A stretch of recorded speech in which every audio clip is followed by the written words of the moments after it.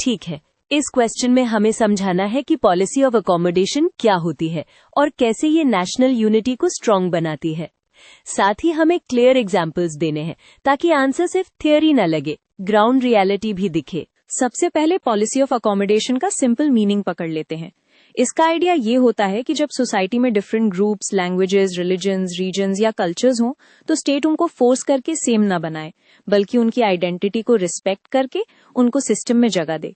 इससे लोग फील करते हैं कि ये देश उनका भी है। अब मेन पॉइंट सुनो, ये नेशनल यूनिटी को स्ट्रेंथन कैसे करती है। सोचो, यूनिटी तब बनती है जब लोग ट्रस्ट करें और अपने आप को नेशनल फ्रेमवर्क का पार्ट समझे। अकोमोडेशन कॉन्फ्लिक्ट्स को रिड्यूस करती है, फियर ऑफ डोमिनेशन को कम करती है और ग्रुप्स को डेमोक्रेटिक प्रोसेस में स्टेक देती है।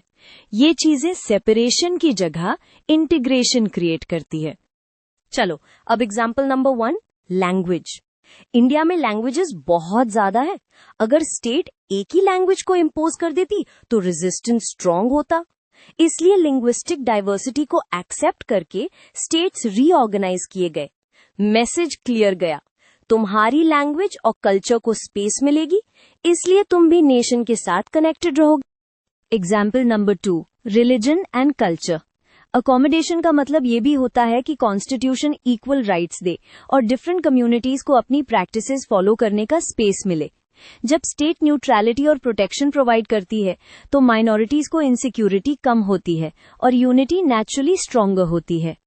Example number 3, representation and power sharing. जब डिफरेंट रीजन्स और ग्रुप्स को डिसीजन मेकिंग में रिप्रेजेंटेशन मिलती है तो उन्हें लगता है उनकी आवाज सुनी जा रही है।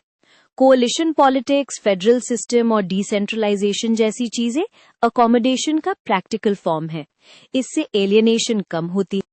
एग्जाम्पल नंबर 4, डिसएडवांटेज्ड ग्रुप्स के लिए स्पेशल प्रोविजंस। ये पॉइंट थोड़ा सेंसिटिव होता है, इसीलिए कामली एक्सप्लेन करना। जब हिस्टोरिकली डिप्राइव्ड ग्रुप्स को रिजर्वेशंस और वेलफेयर मेजर्स मिलते हैं तो सिस्टम उनके लिए मोर एक्सेसिबल बनता है। लॉन्ग रन में ये सोशल इंटीग्रेशन को बूस्ट करता है और यूनिटी को डीप बनाता है क्योंकि एक्सक्लूजन कम होता है। अब एंडिंग में एक स्ट्रॉन्ग कंक्लूडिंग लाइन दो।